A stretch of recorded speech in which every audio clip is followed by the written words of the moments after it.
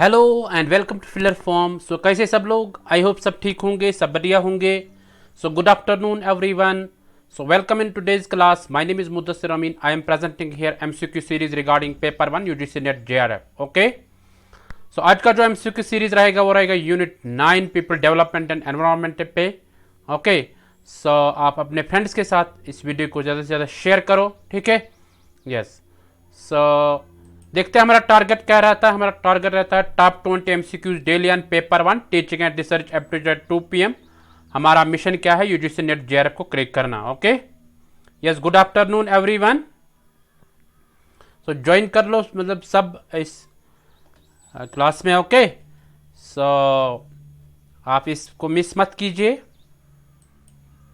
सो ये जो 2 PM का जो एमसीक्यू पीवाई के क्लास रहता है फिलर फॉर्म पे, इसको आप मिस मत कीजिएगा, ठीक है। सो अगर आपको लिंक नहीं मिलती है, आप फिलर फॉर्म पे जा सकते हैं। 2 PM का जो क्लास रहता है, 2 बजे का जो क्लास रहता है, वो प्रीमियम वहाँ पे लिखा होता है, उसको 2 बजे अटेंड कर लो, ठीक है। सो इसको आप मिस मत कीजिएगा। आप इसकी लिंक ढूंढो फिलर फॉर्म के प्लेटफॉर्म पे, ठीक है, और अटेंड कर लो डेली। ओके, सो ये प्रीवियस ईयर क्वेश्चंस है दिसंबर 2020 एंड जून 2021 के। ये सारे क्वेश्चन उसी के रहेंगे। सो आप इसको मिस मत कीजिएगा। सो गाइज, आप अपने फ्रेंड्स के साथ इस वीडियो को शेयर करो, then we will begin our today's MCQ series previous year questions PYQs. Okay, so are you ready? Let's begin then. पहले अपने फ्रेंड्स के साथ शेयर करो, इसको अपने कलीग्स के साथ शेयर करो, ठीक है।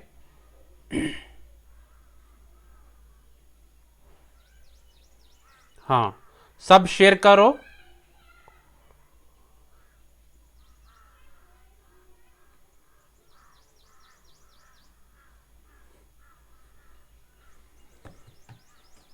सो are you ready? Let's begin then. थोड़ा सा रुकते हैं, वेट करते हैं थोड़ा सा, उसके बाद हम स्टार्ट करेंगे। So are you ready? Let's begin then. Let's get started. Let's start our today's MCQ series. So ये रहा आपके स्क्रीन पे क्वेश्चन नंबर 1, इसको पढ़ो और आंसर करो। स्टेटमेंट दिया गया है 2 और आपको बताना है कौन सा करेक्ट है, ठीक है।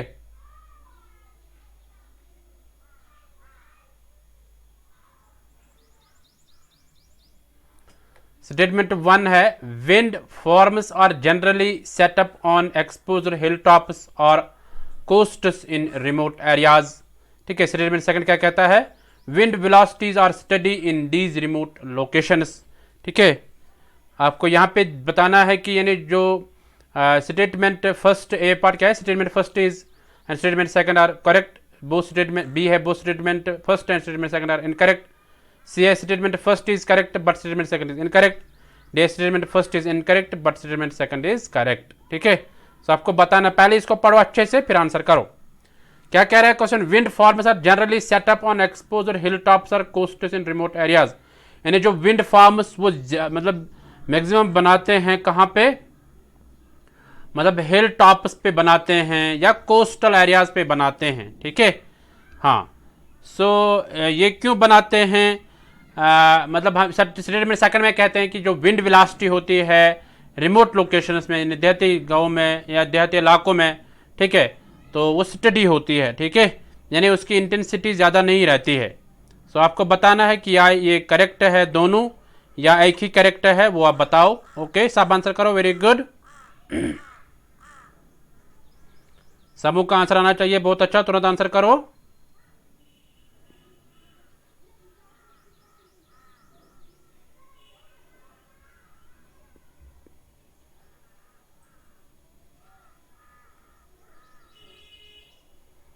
बहुत अच्छा,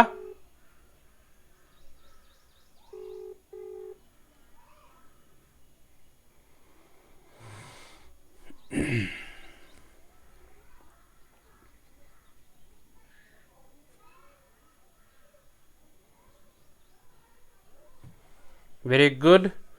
सो देखते हैं, थोड़ा सा रुकते हैं, इसका आंसर देखते हैं। सब आंसर करो अपने फ्रेंड्स के साथ ज़्यादा से ज़्यादा शेयर करो, ठीक है। यस, सो देखते हैं इसका आंसर क्या होगा। ये रहा आपके स्क्रीन पे इसका answer, C part. C part क्या है, statement first is correct but statement second is incorrect, ठीक है।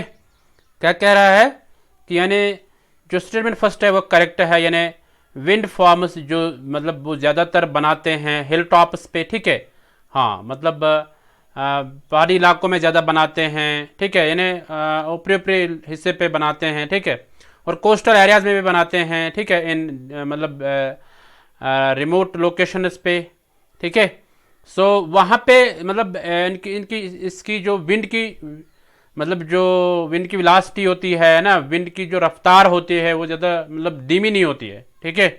वो अच्छी खासी मतलब उसकी रफ्तार जो होती है वो अच्छी होती है, ठीक है। तो ये जो इसने बोला है ये गलत बोला है स्टेटमेंट सेकंड, और स्टेटमेंट फर्स्ट इसने करेक्ट बोला है। Okay, so I hope you got it. So चलते हैं क्वेश्चन नंबर सेकंड पे, इसको देखो और आंसर करो। The saltiness of the ocean water can be attributed to the minerals and salts deposited by the various rivers that flow into it. However, rivers are not saline because यानी साल्टीनेस जो होती है ocean water की, यानी जो ocean होता है उसमें जो पानी होता है उसकी जो साल्टीनेस होती है ना, तो वो किसकी वजह से होती है, ड्यू टू डिफरेंट मिनरल्स या साल्ट जो उसमें डिपॉजिट होते हैं, है ना।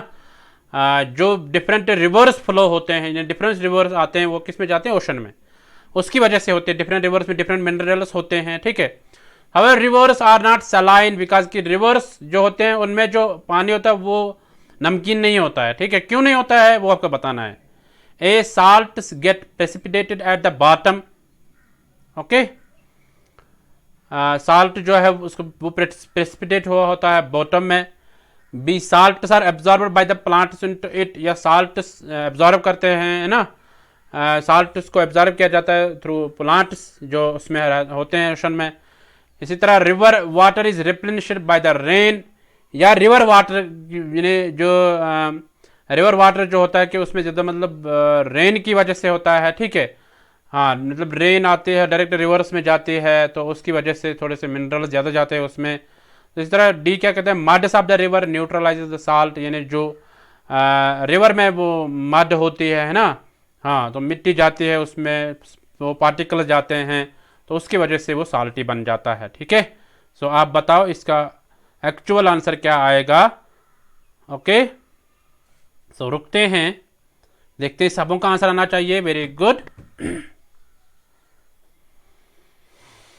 यानी आपको बताना है कि रिवर्स क्यों साल्टी नहीं होते हैं, उसमें मतलब नमकीन क्यों नहीं होते हैं। जो ओशन होता है वो होता है ना, उस वो साल्टी होता है। तो बट पानी कहाँ से आता है, वो रिवर्स का ही होता है। वो कैसे होता है आपको बताना है, मतलब ये क्यों नहीं होते हैं रिवर्स, ओके, साल्टी क्यों नहीं रहते हैं, सब बताओ। वेरी गुड, सबों का आंसर आना चाहिए, बहुत अच्छा।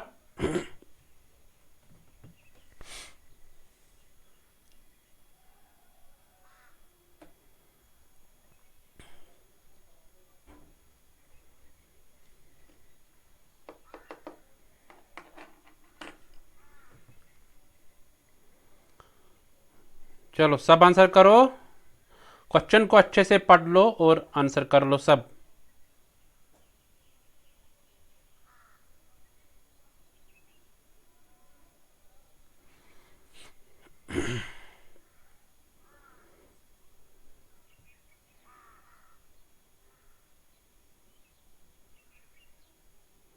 चलो देखते हैं थोड़ा सा इसका आंसर क्या होगा। आई होप सबों ने आंसर किया है। सो ये रहा आपके स्क्रीन पे इसका answer, C part.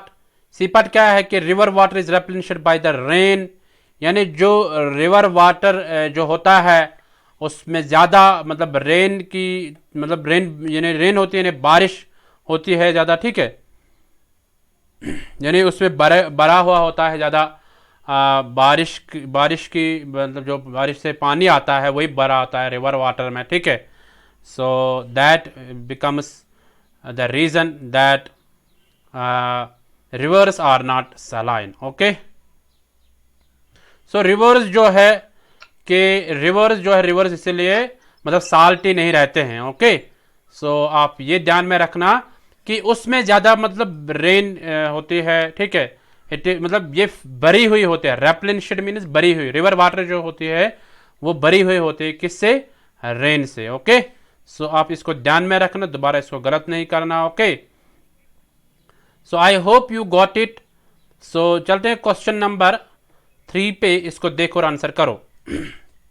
Virus responsible for disease covid is, यानी वायरस कौन सा वायरस रेस्पॉन्सिबल है जो कोविड-19 डिजीज हुई है उसके लिए, कौन सा वायरस रेस्पॉन्सिबल है, ठीक है, ये बताना आपको। वायरल डिजीज थी, है ना, तो इसमें ए है सारस कोविड-2, सर टीबी कोविड-2, सारस कोविड-1, डी है H2N2। सब आंसर करो, वेरी गुड।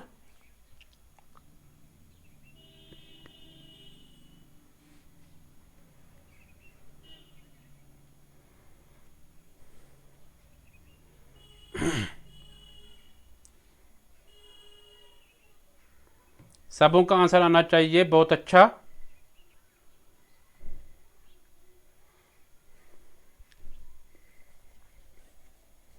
आपको बताना है कौन सा वायरस रेस्पॉन्सिबल है कोविड-19 डिजीज का। ओके, सो आप अच्छे से क्वेश्चंस को पढ़ लो, फालतू बातें मत करो, ठीक है।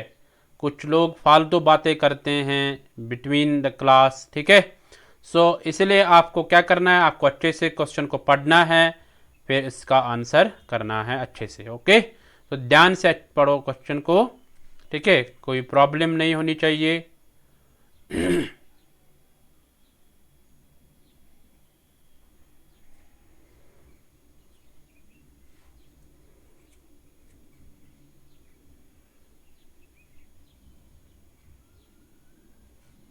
सो देखते हैं इसका आंसर क्या होगा। ये रहा आपके स्क्रीन पे इसका आंसर, ए पार्ट सार्स कोविड-2 जो है, यानी ये इसका रेस्पॉन्सिबल एक वायरस है, किसका? कोविड-19 का। ओके, सो थोड़ा सा देखते हैं इसके related.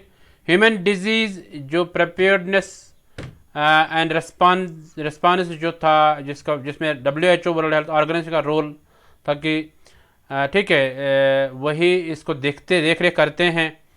So disease are officially named by WHO, इन्हें जो डिजीज होती है उसको कौन नाम देता है? WHO, ठीक है। In the international classification of diseases, ICD जिसको कहते हैं, इंटरनेशनल क्लासिफिकेशन ऑफ डिजीज, इसमें ये बोल देते हैं कि इस डिजीज का नाम क्या है, ठीक है। सो ICD अनाउंसड, उन्होंने मतलब जो इंटरनेशनल क्लासिफिकेशन ऑफ डिजीज जो है, उन्होंने अनाउंस किया है इस डिजीज को, जो कोविड-19 जो है ये किससे फैला है। उन्होंने बोला ये severe acute respiratory syndrome corona virus है, ठीक है। 2 SARS, S for severe, A for acute, R for respiratory, S for syndrome, COV for covid, ठीक है। हाँ, ये ध्यान में रखना, COV means corona virus. Okay, sorry, यानी COV means CO means corona, V means virus, SARS means severe acute respiratory syndrome, और CO means corona, V means virus, और 2, ठीक है, 2 नाम पड़ा था उसका उस वक्त। सो ये नाम, ये रेस्पॉन्सिबल था ये वायरस, ठीक है। और ये नाम जो दिया गया था इस वायरस का, वो दिया गया 11 फरवरी 2020 में, ठीक है। ये भी क्वेश्चन आ सकता है कि यानी जो कोविड-19 वायरस जो है उसका नाम दिया गया सारस कोविड-2 बोला गया है उसको, और कब बोला गया है वो डेट आपको बताना, 11 फरवरी 2020। ओके, सो इसको आप ध्यान में रखना, इसको आप गलत नहीं करना एग्जाम के दौरान, ठीक है। तो चलते हैं क्वेश्चन नंबर 4 पे, इसको देखो और आंसर करो। Small hydro power potential in India is estimated approximately as, यानी स्मॉल हाइड्रो पावर पोटेंशियल जो है उसको कितना एस्टिमेट किया गया है, ठीक है, कितना अचीव करना है।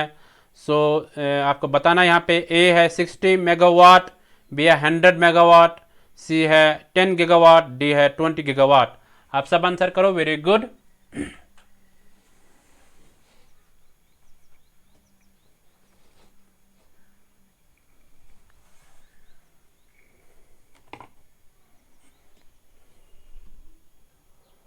सबों का आंसर आना चाहिए, बहुत अच्छा।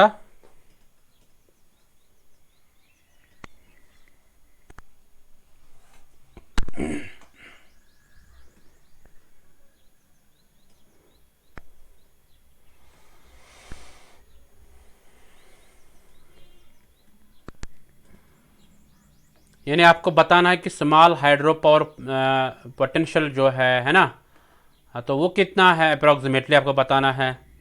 60 मेगावाट, 100 मेगावाट, 10 गीगावाट, 20 गीगावाट।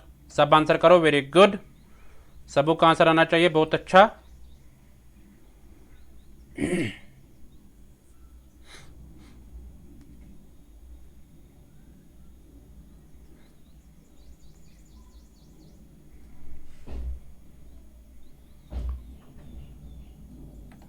रुकते हैं, सबों का आंसर आना चाहिए। जो भी क्लास को देख रहे हैं वो आंसर करो सब। सो देखते हैं इसका आंसर क्या होगा। ये रहा आपके स्क्रीन पे इसका आंसर। डी पार्ट क्या है? Approximately 20 gigawatt. कितना? यानी स्मॉल हाइड्रो पावर पोटेंशियल जो इंडिया में हासिल करना है वो 20 गीगावाट है। ठीक है, थोड़ा सा इसके बारे में देखते हैं कि हाइड्रो इलेक्ट्रिक पावर जो है, it is an electricity produced from generators driven by turbines and convert the potential energy of falling water into mechanical energy. यानी ये पावर सप्लाई जो है या इलेक्ट्रिसिटी सप्लाई जो है, तो ये प्रोड्यूस की जाती है फॉलिंग वाटर से। ठीक है, जो फॉलिंग वाटर कन्वर्ट की जाती है यानी पोटेंशियल एनर्जी से मैकेनिकल एनर्जी में। ओके, तो इसलिए हाइड्रो पावर प्रोजेक्ट जो है उनको क्लासिफाई किया गया large and small hydro projects. So इनकी साइज के आधार पे इनको क्लासिफाई किया जाता है। ठीक है, सो इंडिया का जो मतलब हाइड्रो पावर प्लांट है, ठीक है, वो 25 मेगावाट और बिलो कैपेसिटी, तो उसको बोला जाता है small hydro power project, small hydro power. Okay, so यानी हम यहाँ पे कहेंगे कि यानी जिस इंडिया में अगर हाइड्रो पावर प्लांट का मतलब उसको कहते हैं हाइड्रो पावर प्लांट, यानी जिसकी पोटेंशियल होगा या कैपेसिटी होगी 25 मेगावाट या बिलो या इससे कम, 25 मेगावाट या इससे कम। ठीक है, यह ध्यान में रखना। ओके, सो उसको क्लासिफाई किया जाता है small hydro and comes under purview of ministry. तो ये किसके अंडर आता है? ये स्मॉल हाइड्रो पावर प्लांट किसके अंडर आता है? ये आता है MNRE। MNRE means ministry of new and renewable energy. ठीक है, ये ध्यान में रखना। MNRE ministry of new and renewable energy. ये पूछ सकते हैं कभी कभार, एब्रीविएशन भी। ठीक है, एक्रोनिम भी पूछ सकते, what is the full form of MNRE या व्हाट MNRE स्टैंड्स फॉर। तो आप ध्यान में रखना, mineral of new and renewable energy, ये ध्यान में रखना। Okay, so as per MNRE mineral of new ministry of new and renewable energy. ठीक है, सो इसके आधार पे जो estimated potential of small hydro power plant है वो है 20 गीगावाट अक्रॉस द कंट्री। ठीक है, ये ध्यान में रखना। हाँ, so I hope you got it. इसको आप नोट डाउन करो। ठीक है, यस। तो चलते हैं क्वेश्चन नंबर 5 पे, इसको देखो और आंसर करो।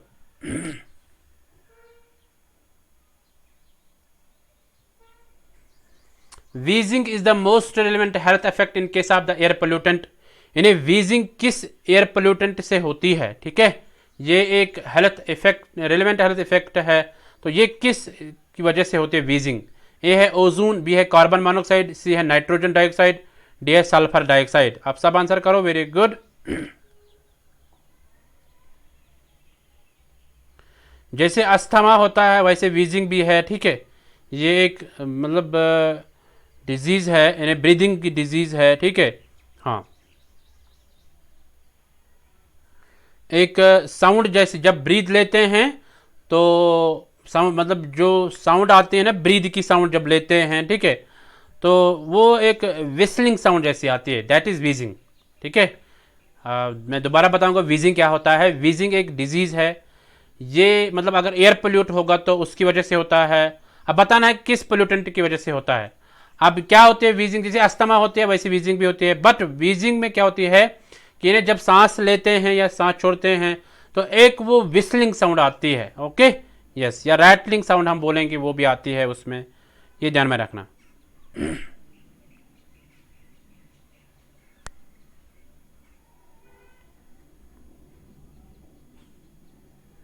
सो आपको बताना है यहाँ पे यानी कौन सा ऐसा पोल्यूटेंट है जो जिससे वीजिंग होती है। ओके,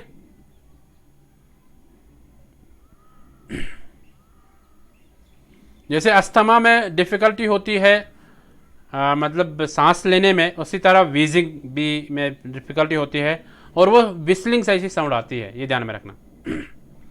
चलो आप सब आंसर करो, वेरी गुड। देखो कैसे क्वेश्चन पूछा गया है। है ना, मतलब थोड़े से ट्रिकी क्वेश्चन पूछते हैं जो अभी तक पता नहीं था, मतलब ऐसे क्वेश्चन आ जाएगा।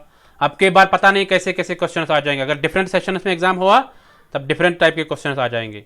सो आप सब आंसर करो, वेरी गुड। क्या आएगा इसका वो बताओ।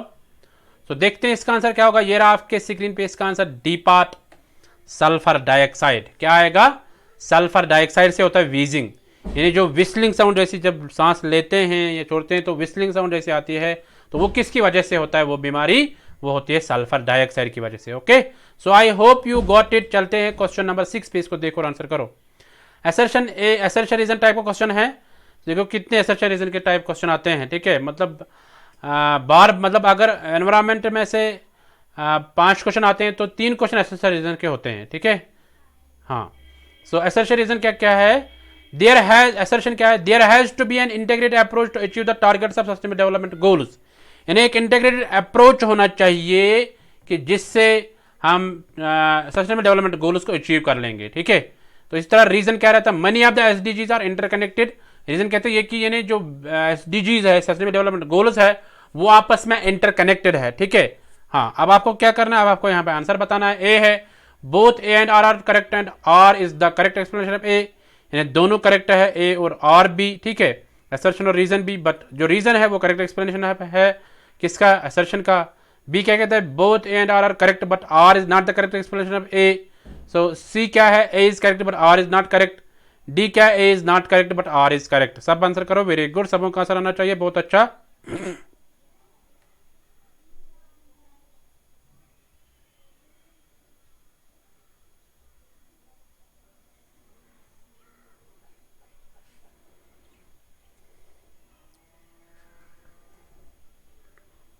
आपको बताना यहाँ पे असर्शन रीजन का, ठीक है। थोड़ा सा ये मतलब इजी क्वेश्चन है, जिसको समझ में आ जाएगा वो अच्छे से कर पाएगा।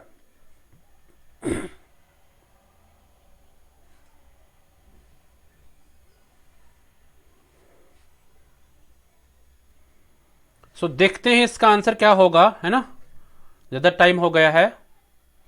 सो ये रहा आपके स्क्रीन पे इसका answer, A part. A part क्या है, both A and R are correct and R is the correct explanation. देखो ये मतलब डायरेक्टली सीधा कहता है ना कि यानी पहला क्या कहता है कि यानी ये जो एसडीजीज जो है ये आपस में इंटीग्रेटेड अप्रोच इनमें होने चाहिए, ठीक है, ताकि हम इसको अचीव कर लेंगे, एसडीजीज को जो 17 गोल्स है उनको हम अचीव कर लेंगे। और एक भी कहता है कि यानी बहुत सारे मतलब एसडीजीज है वो आपस में इंटरकनेक्टेड है, ठीक है। तो हम यहाँ पे कह सकते हैं कि दोनों करेक्ट है, पर जो आर जो है वो करेक्ट एक्सप्लेनेशन है ए का, ठीक है। यानी ये यहाँ पे इंटीग्रेटेड अप्रोच होना चाहिए, तो ये भी कहता है कि यानी ये आपस में मिले जुले हैं ना। So that means this is correct explanation of assertion. Okay, so I hope you got it. चलते हैं क्वेश्चन नंबर 7 पे, इसको देखो और आंसर करो। अंडर सस्टेनेबल डेवलपमेंट गोल 12, अगर हम सस्टेनेबल डेवलपमेंट गोल 12 की देखेंगे बात करेंगे, तो वो है सस्टेनेबल कंजप्शन एंड प्रोडक्शन, ठीक है। तो one of the target is to reduce per capita food wastage at the retail and consumer level by, यानी एक इनका टारगेट है कि यानी हमें जो वेस्ट होता है फूड का उसको हमें मतलब कम करना है, कि वेस्ट ज़्यादा नहीं निकलना चाहिए फूड का, ठीक है। वो कितना उन्होंने बोला, कितना कम करना है, 3/4, ठीक है, ये पार्ट, ये इतना हिस्सा, या हाफ, 1/2 हाफ, या 1/3 या 1/4, ठीक है। हाँ, ये बताना आपको। वेरी गुड, सब आंसर करो, बहुत अच्छा, तुरंत आंसर करो। आपको बताना है यहाँ पे जो सस्टेनेबल डेवलपमेंट गोल 12 है, ठीक है, और उसमें मतलब एक टारगेट है कि हमें कम करना है कि यानी जो फूड का वेस्ट निकलते हैं, ठीक है, तो वो कितना कम करना है, ठीक है। हाँ, सो वो 3/4 करना है, ठीक है, या हाफ करना है, या 1/3 करना है, या 1/4 करना है। ओके, सब आंसर करो, वेरी गुड।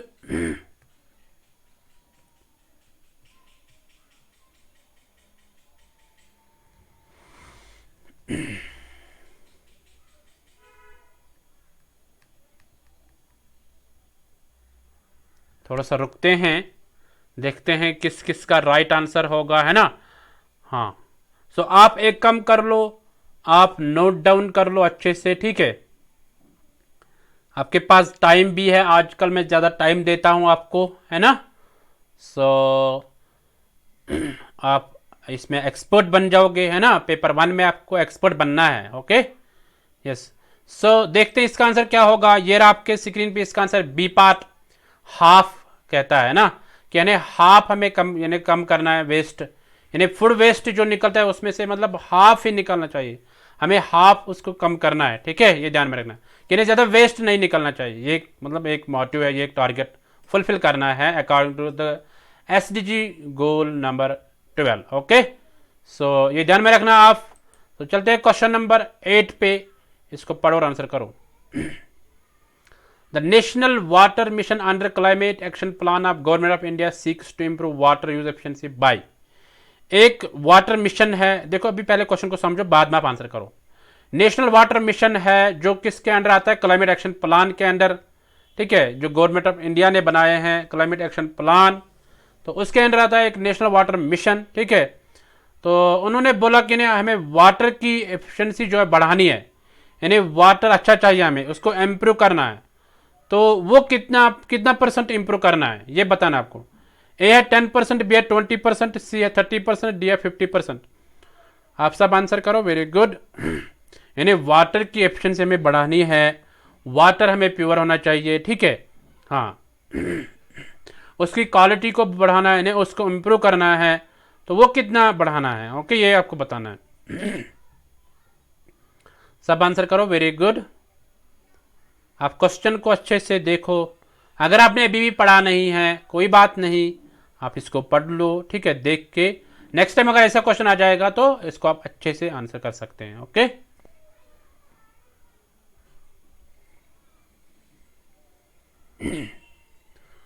सबों का आंसर आना चाहिए, वेरी गुड, बहुत अच्छा, तुरंत आंसर करो। सो देखते हैं इसका आंसर क्या होगा। ये रहा आपके स्क्रीन पे इसका answer, B part. B part क्या है, 20%। यानी यहां पे हम कह सकते हैं कि यानी 20% जो वाटर को इंप्रूव करना है। ओके, यानी उसकी क्वालिटी को बढ़ाना है। ठीक है, ये ध्यान में रखना है, किसकी क्वालिटी को बढ़ाना है, वाटर की क्वालिटी को बढ़ाना है। तो ये किसके अंडर आता है, ये आता है नेशनल वाटर मिशन के under. Okay, so I hope you got. चलते क्वेश्चन नंबर 9 पे, इसको देखो और आंसर करो। International solar aliens framework agreement entered into force in the year, यानी जो इंटरनेशनल सोलर एलियंस फ्रेमवर्क बना है, ठीक है, ये एग्रीमेंट जो बना है, तो इसको मतलब पावर में कब लाया गया है, यानी इसको कब लागू किया गया है। ठीक है, ए 2015, बी 2017, सी 2016, डी 2018। वेरी गुड, सबों का आंसर आना चाहिए, बहुत अच्छा। आपके पास एक एक 2-2 मिनट में देता हूं, है ना, सो आप अच्छे से आंसर कर लो।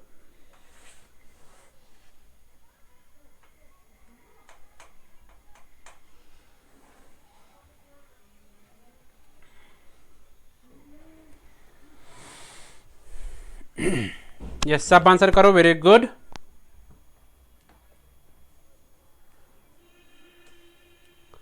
यानी इंटरनेशनल सोलर एलियंस फ्रेमवर्क जो एग्रीमेंट बनाया गया, इसको लागू कब किया गया है। ठीक है, ये बताना है आपको, किस ईयर में लागू किया गया है।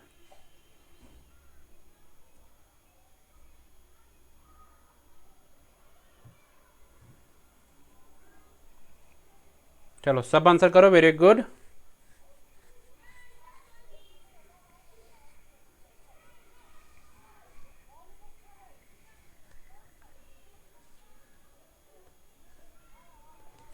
सो देखते हैं इसका आंसर क्या होगा। ये रहा आपके स्क्रीन पे इसका आंसर। ज़्यादा ये डिफिकल्ट क्वेश्चन नहीं था, है ना, जिसको पता था उसने बोल दिया अच्छे से, है ना। सो बी पार्ट यानी 2017 में इसको लागू किया गया है ISA को। ठीक है, इंटरनेशनल सोलर एलियंस को। हाँ, सो ये ध्यान में रखना। तो चलते हैं नेक्स्ट क्वेश्चन पे, क्वेश्चन नंबर 10 पे, इसको देखो और आंसर करो। यहाँ पे आपको कोड चूज करना है। Which are the following pollutants have adverse implications for human health as well as climate change, यानी कौन से ह्यूमन हेल्थ को नुकसान पहुंचाते हैं, कौन से पोल्यूटेंट्स ऐसे हैं, ठीक है, जो human health as well as climate change, जिससे क्लाइमेट चेंज भी आ जाती है। सो ऐसे पोल्यूटेंट्स कौन से हैं ये आपको बताना है। ए है नाइट्रोजन डाइऑक्साइड, बी है पार्टिकुलेट मैटर, सी है ओजोन, डी है मीथेन, ये है नाइट्रस ऑक्साइड। अब आपको क्या करना है, यहाँ पे आपको कोड चूज करना है। ठीक है, जैसे यहाँ पे कोड दिया गया है B C and D only, यहाँ पे है B A B and C only, C है B and D only, D है B and C only. Okay, so ऐसे आप सब आंसर करो। Very good. आपको बताना, मैं दोबारा बताऊंगा, जिसको अभी भी समझ में नहीं आ गया है वो सुन लो। कि नहीं, आपको बताना है कि ऐसे पोल्यूटेंट्स कौन से हैं जो ह्यूमन हेल्थ को भी नुकसान पहुंचाते हैं ना, और क्लाइमेट चेंज को भी।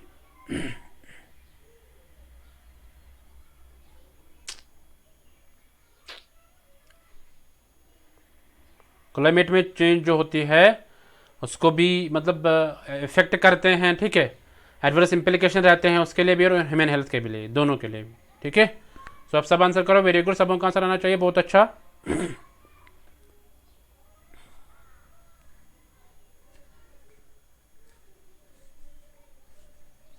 आपको यहाँ पे कोड चूज करना है, ज़्यादा डिफिकल्ट क्वेश्चन नहीं है अगर आपने पढ़ा है अच्छे से, है ना। हाँ, सो देखते हैं इसका आंसर क्या होगा। ये रहा आपके स्क्रीन पे इसका आंसर। D part.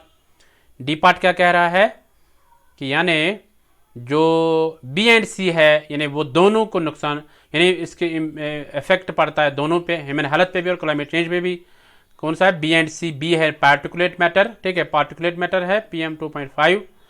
तो सी क्या है? ओजोन, ठीक है। ओजोन भी और पार्टिकुलेट मैटर दोनों के इम्प्लीकेशन है, एडवर्स इफेक्ट्स है, ठीक है, किस पे? ह्यूमन हेल्थ पे भी और क्लाइमेट चेंज भी। Okay, so I hope you got it. चलते हैं क्वेश्चन नंबर 11 पे, इसको देखो और आंसर करो। Flotation is a unit operation. Flotation एक यूनिट ऑपरेशन है used in waste water treatment, यानी जो वेस्ट वाटर, यानी जो वाटर खराब होता है, ठीक है, उसको ट्रीटमेंट करने के लिए यूज होता है। तो हमें यहाँ पे बताना है कि क्या क्या रिमूव होता है उससे, ठीक है। A remove the lighter suspended solids. B है यानी वो लाइटर सस्पेंडेड सॉलिड्स को रिमूव कर देता है। बी है कंसनट्रेट बायोलॉजिकल स्लज, यानी ये कंसनट्रेट करता है उन स्लजेस पे जो वाटर में रहते हैं। रिमूव ऑयल एंड ग्रीज, यानी वो ऑयल एंड ग्रीज निकाल देता है। या डी है remove the temporary hardness of the water, यानी वाटर में जो वो हार्डनेस रहती है उसको निकाल लेता है। तो आपको यहाँ पे कोड चूज करना है, जैसे ए है A B and C only, B है B C and D only, C है A B and D only, D है A B C and D. सब आंसर करो। Very good.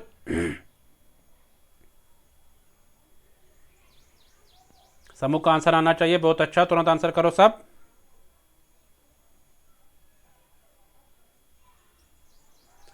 फ्लोटेशन एक, मैं दोबारा बताऊंगा, फ्लोटेशन एक यूनिट ऑपरेशन है, ठीक है, जो वेस्ट वाटर को ट्रीटमेंट के लिए यूज होता है। तो क्या निकाल के देता है वो, ठीक है, यस, आपको वो बताना है। वेरी गुड, सबों का आंसर आना चाहिए, बहुत अच्छा।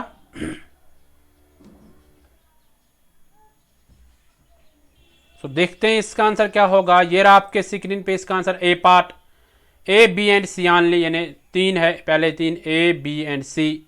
सो यानी वो सस्पेंडेड सॉलिड्स भी यानी पार्टिकल्स निकाल लेता है वहाँ से, उस वेस्ट वाटर से, ठीक है।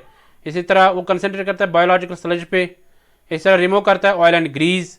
पर डी पार्ट नहीं आएगा, वो मतलब हार्डनेस नहीं निकाल लेता है उस पानी से। ओके, सो ये तीन जो इसके करेक्ट आंसर है, ठीक है, A B and C only. Okay, so इसको आप ध्यान में रखना।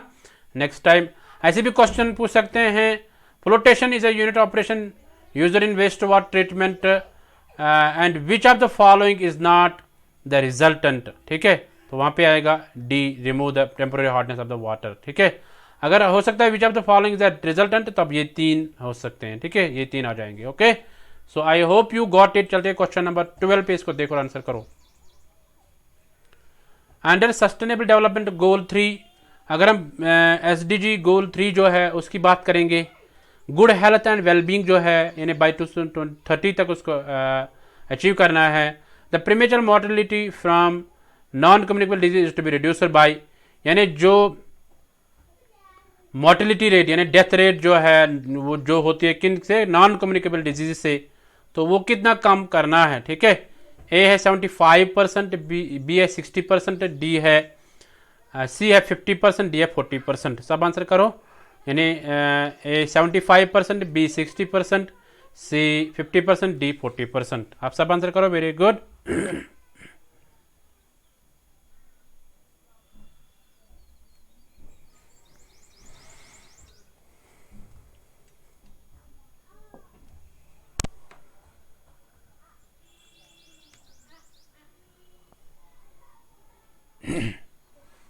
सब आंसर करो, वेरी गुड, सबों का आंसर आना चाहिए, बहुत अच्छा।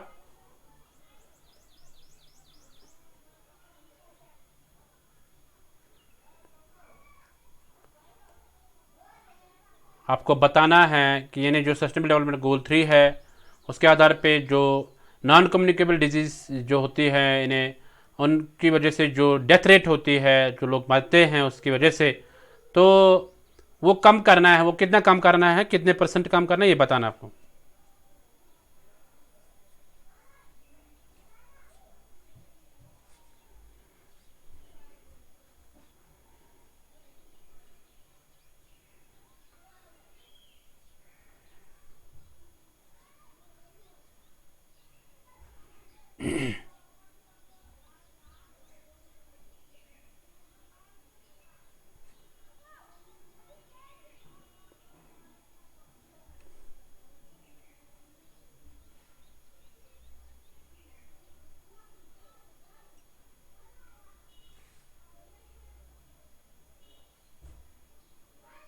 चलो देखते हैं इसका आंसर क्या होगा। ये रहा आपके स्क्रीन पे इसका आंसर, सी पार्ट, यानी 50%। ओके, सो 50% हम इन्हें रिड्यूस करना है, ठीक है, जो डेथ रेट होती है किसकी वजह से, नॉन कम्युनिकेबल डिजीज से।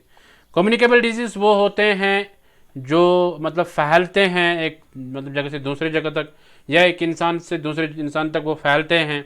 नॉन कम्युनिकेबल डिजीज ऐसे हैं जो नहीं फैलते हैं, ठीक है, यानी वो एक ही इंसान में रहते हैं। ओके, सो दूसरे तक वो नहीं फैलते हैं। जैसे फॉर एग्जांपल हम बोलेंगे कैंसर है ना, कैंसर है, या कार्डियोवैस्कुलर डिजीज है, या डायबिटीज़ है, या क्रॉनिक लंग इलनेस है, तो ये ऐसे डिजीज है, ये नहीं फैलते हैं। These are non communicable disease. Okay, so communicable वो होते हैं जो फैलते हैं। ओके, जैसे कोल्ड है ना, कफिंग है, तो ये फैलते हैं। Okay, so I hope you got it. So चलते हैं नेक्स्ट क्वेश्चन पे। ये आपके सीक्रेट में क्वेश्चन 13, इसको पढ़ो और आंसर करो। To conserve and sustainably use the ocean, seas and marine resources is the aim of sustainable development goal number। यानी हमें बचाना है किनको, ओशंस को बचाना है या समंदर को बचाना है, ठीक है, या हम बोलेंगे कि जो मैराइन रिसोर्सेज होते हैं उनको बचाना है। तो ये एक एम है सस्टेनेबल डेवलपमेंट गोल का। वो कौन सा गोल है ये बताना आपको। आई होप आप समझ गए कि कौन सा गोल ऐसा कहता है, यानी हमें जो वाटर बिलो वाटर लाइफ जो है, लाइफ बिलो वाटर जो है उसको कंजर्व करना है, या ओशन को कंजर्व करना है, ठीक है। सो ये कौन सा गोल है? ए है गोल नंबर 10, बी है 12, सी है 14, डी है 16। आप सब आंसर करो, वेरी गुड।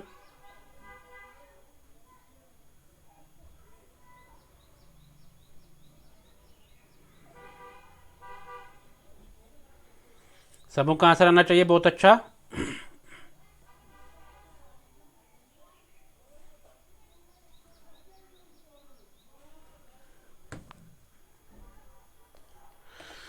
चलो, अगर अभी भी किसी को समझ में नहीं आ गया है, यानी हमें बताना यहाँ पे कि जो कंजर्व हमें करना है, ठीक है, किनको, ओशंस को, यानी उसमें जो वाटर, यानी वाटर को, या मतलब उसमें जो वाटर में जो living and non living things है, ठीक है, उनको बचाना है। तो वो हमें मतलब किस गोल से फुलफिल होती है, ठीक है, जिसको बोलते हैं लाई बिलो वाटर भी, तो वो वो कौन सा गोल है?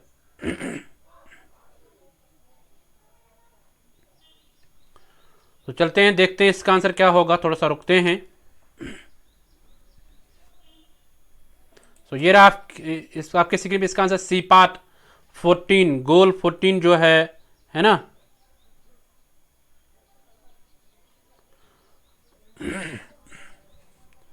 गोल 14 जो है ये है लाई बिलो वाटर, यानी ओशन, सीज या मैराइन रिसोर्सेज जो है। मैराइन रिसोर्सेज मीन्स वो रिसोर्सेज जो इस ओशन में होते हैं, जो पानी में होते हैं, living and non living beings जो होते हैं, ठीक है। तो वो दोनों आते हैं मैराइन रिसोर्सेज में। ओके, सो इनको हमें तहफ़्फ़ुज़ करना है, बचाना है। तो ये किस गोल के अंडर आता है? ये आता है गोल 14, सस्टेनेबल डेवलपमेंट गोल 14 आता है ये। Okay, so I hope you got it. चलते हैं क्वेश्चन नंबर 14 पे, इसको देखो और आंसर करो। Which of the following are true about international solar alliance. आपको बताना है इनमें से कौन सा करेक्ट है अबाउट इंटरनेशनल सोलर एलियंस के रिलेटेड।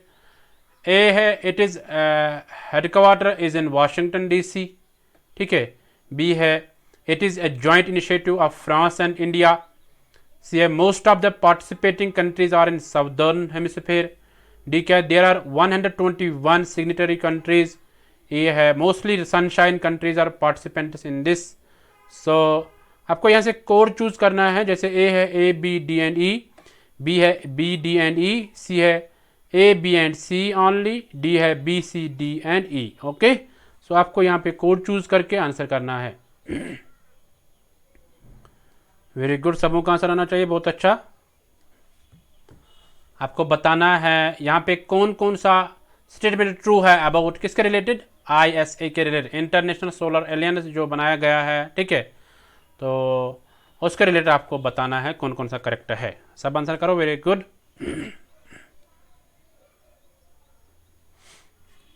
चलो, सबों का आंसर आना चाहिए, जो भी देख रहे हैं क्लास को वो आंसर करो। और जिन्होंने अभी तक वीडियो को लाइक नहीं किया वो लाइक करो, ठीक है। सबों का लाइक आना चाहिए और आंसर भी करो सब। आप क्वेश्चन को अच्छे से देख लो, हिंदी में भी दिया गया है ना। आपको कोई परेशानी नहीं है ना, कोई दिक्कत नहीं है समझने में। सो आप अच्छे से आंसर कर लो। आप नोट डाउन भी कर सकते हैं क्योंकि आपके पास बहुत टाइम है आजकल, है ना। हाँ,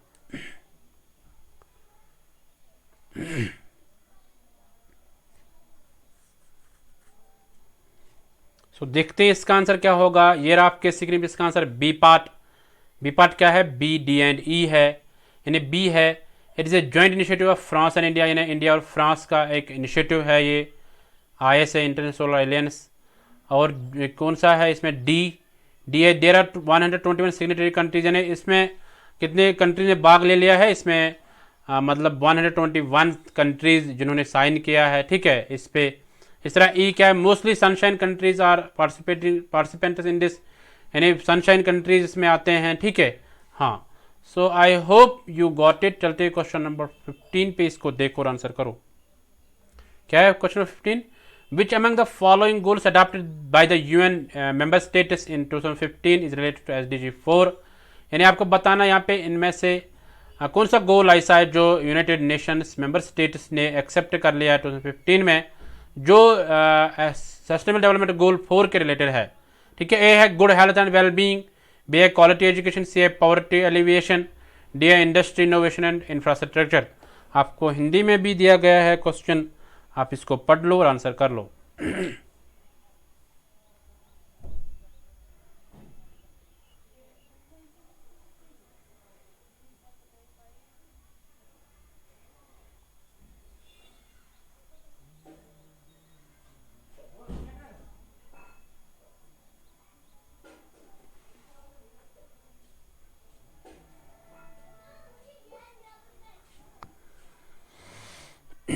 सबों का आंसर आना चाहिए, बहुत अच्छा।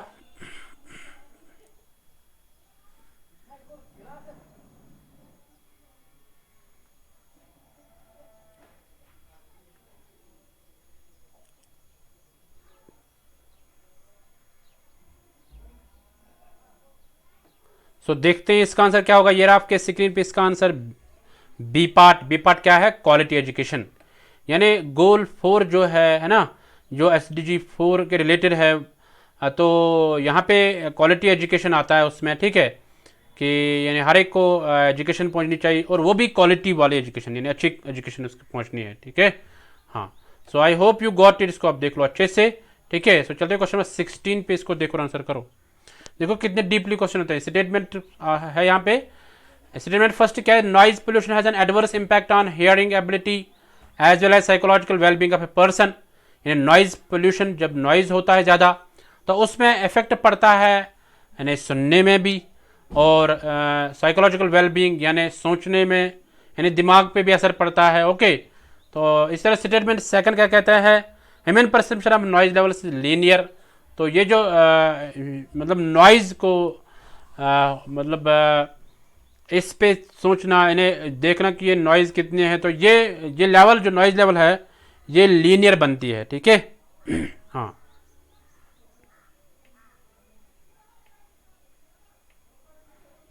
सब आंसर करो, वेरी गुड।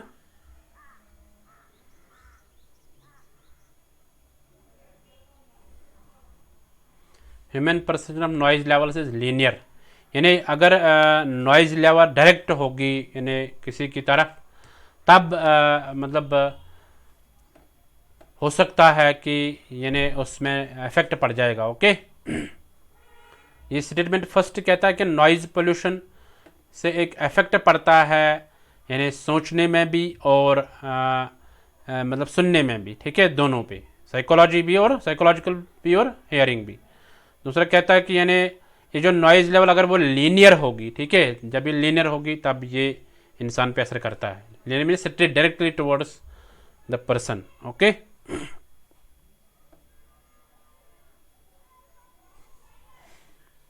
तो आपको यहाँ पे बताना है ए पार्ट क्या है। Both statement first statement second are true, B है both statement first statement second are false, दोनों फॉल्स है। सी है statement first is true but statement second is false, यानी एक ट्रू है दूसरा फॉल्स है। तीसरा है statement first is false but statement second is true. So आप सब आंसर करो, वेरी गुड। सबों का आंसर आना चाहिए, बहुत अच्छा।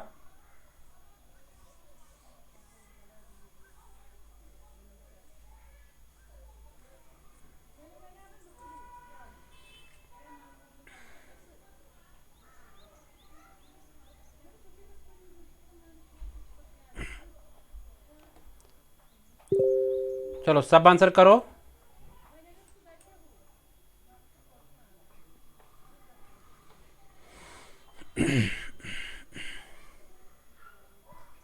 तो देखते हैं इसका आंसर क्या होगा। ये रहा आपके स्क्रीन पे इसका answer C part. C part क्या कह रहा है, statement first is true but statement second is false, यानी एक ट्रू है दूसरा फॉल्स है। कौन सा ट्रू है, पहला जो है यानी नॉइज पोल्यूशन जो है वो असर करता है हियरिंग पे भी और साइकोलॉजिकल वेलबींग पे भी, यानी सोचने में भी वो प्रॉब्लम कर देता है, ठीक है, यानी माइंड पे भी वो प्रॉब्लम कर देता है। तो दूसरा जो है कि यानी अगर वो डायरेक्टली होगी, यानी साउंड कहीं से भी होगी, नॉइज कहीं से भी होगा, तो वो क्या करता है, मतलब हेयरिंग में भी असर करता है, सुनने में भी असर करता है, और जो माइंड है माइंड को भी डाइवर्ट करता है। ओके, सो ये ज़रूरी नहीं है कि वो लीनियर होनी चाहिए, वो लीनियर होगी, ठीक है। सो ये ध्यान में रखना। दैट मीन्स कि ये वाला इस न रिलेटेड है इसके, या ये ट्रू है, ये वाला सेकंड स्टेटमेंट जो है वो फॉल्स है, जो पहला स्टेटमेंट है वो ट्रू है। Okay, so I hope you got it. चलते क्वेश्चन नंबर 17 पे, इसको देखो और आंसर करो। Major factors for loss of biodiversity are, यानी जो बायोडाइवर्सिटी की मतलब हमने खो दिया है बायोडाइवर्सिटी को, ठीक है, तो इसके मेजर फैक्टर क्या क्या है। यह changes in land and sea use, यानी एक चेंज हो गई है लैंड और सी यूज में, ठीक है। बी है एसिड रेन हो गया है, ठीक है। इसका फैक्टर मेजर फैक्टर बनता है डायरेक्ट एक्सप्लेनेशन ऑफ ऑर्गेनिज्म, यानी ऑर्गेनिज्म पे असर करता है, ठीक है। सो क्लाइमेट चेंज हो गई है, ओजोन डिप्लेशन हो गए। तो ये मतलब मेजर फैक्टर क्या, ये मेजर फैक्टर्स है। आपको बताना है इनमें से कौन कौन सा है।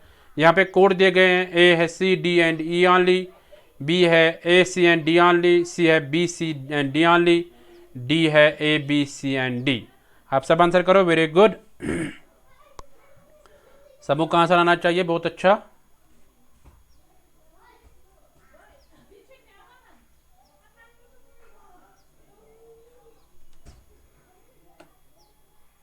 इजी क्वेश्चन है, ज़्यादा डिफिकल्ट क्वेश्चन नहीं है, है ना। बट आपको पता होना चाहिए कि मेजर फैक्टर क्या है लॉस ऑफ बायोडाइवर्सिटी की।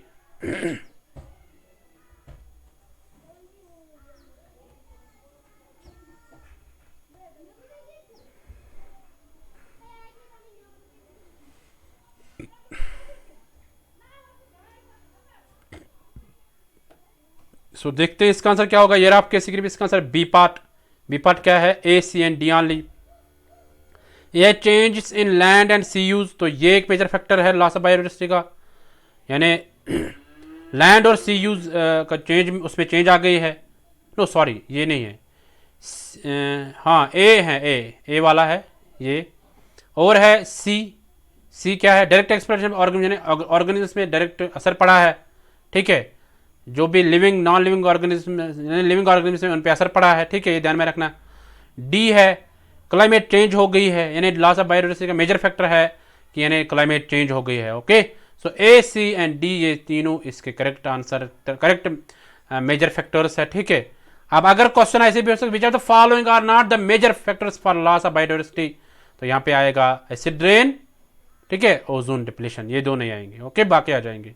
सो ऐसे भी क्वेश्चन पूछ सकते हैं, आप इसको ध्यान में रखना। ठीक है, सो चलते हैं क्वेश्चन नंबर 18 पे, इसको देखो और आंसर करो। Identify the natural hazard of Jio physical origin among the following, यानी आपको बताना है यहाँ पे नेचुरल हजार्ड आपको बताना है जिसको यानी जियो फिजिकल ऑरिजिन है। ठीक है, wild fires, B a floods, C a subsidence, D a tsunami, D a heat wave. सब आंसर करो, वेरी गुड। यहाँ पे भी आपको कोड चूज करना है। ए है A B C and D only, B है B C D only, C है B and C only, D है B C D and B. ठीक है, ये B C D only, B नहीं है, बी सी डी ऑनली है, B तो ऑलरेडी आ गया इसमें।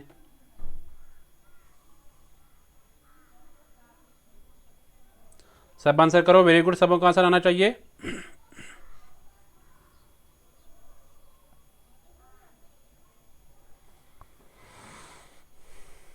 तो तुरंत आंसर करो सब, ज़्यादा डिफिकल्ट क्वेश्चन नहीं है। थोड़ा सा रुकते हैं, देखते हैं कौन करेक्ट आंसर करेगा, कौन रॉन्ग आंसर करेगा, है ना। सो देखते हैं इसका आंसर क्या होगा। ये रहा आपके स्क्रीन पे इसका answer B part, B C D only, यानी बी क्या है नेचुरल हजार्ड, इसमें कौन सा है, फ्लड्स है ना, और कौन सा है, सी है सबसिडेंस है ना, डी है सुनामी है। सो ये सारे नेचुरल हजार्ड्स होते हैं जो अर्थ पे होती है। ठीक है, हाँ, ज़मीन पे जो होती है। सो ये सारे नेचुरल हजार्ड्स है, ठीक है, जिनका जियो फिजिकल ऑरिजिन है, यानी जो धरती पे होते हैं। So I hope you got it. चलते हैं क्वेश्चन नंबर 19 पे, इसको देखो और आंसर करो। असर्शन रीजन टाइप का क्वेश्चन है।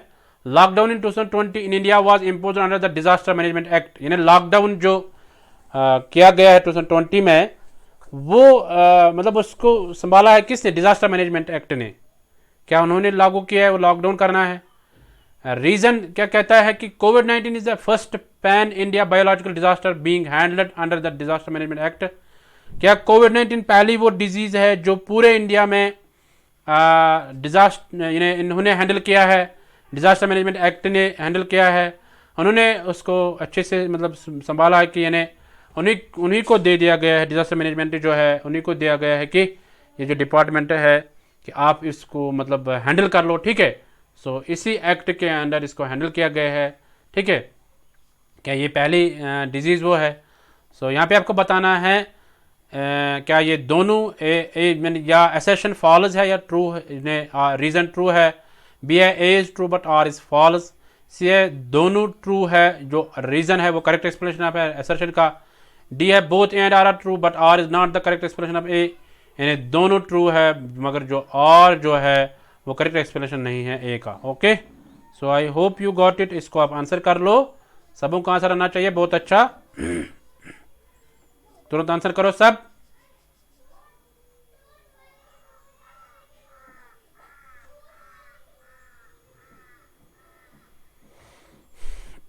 थोड़ा सा रुकते हैं, तो देखते हैं इसका आंसर क्या होगा। ये रहा आपके स्क्रीन पे इसका answer C part.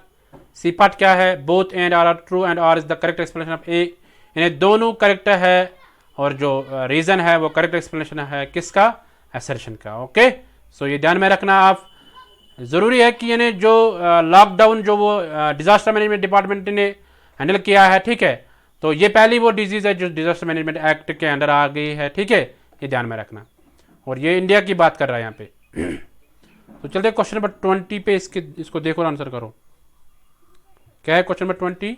India share of nuclear energy in the electricity generation is approximately, यानी न्यूक्लियर एनर्जी से कितना इलेक्ट्रिसिटी जनरेट करना है, कितने परसेंट इलेक्ट्रिसिटी जनरेट करना है जो इंडिया ने मतलब न्यूक्लियर एनर्जी से जनरेट करनी है इलेक्ट्रिसिटी, वो कितनी करनी है अप्रोक्सीमेटली बताना आपको। ठीक है, ए 0.3%, क्या 0.3% है, बी है 3%, सी है 10%, डी है 15%। आपको इनमें से आपको चूज करना है, करेक्ट कौन सा है वो आप चूज कर लो।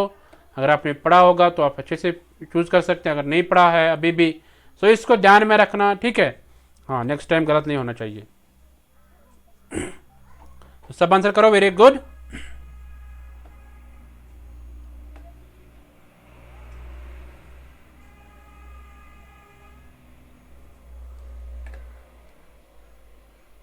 यहाँ पे आपको पता चलता है कि इन्हें कितनी मेहनत करनी है, और है ना।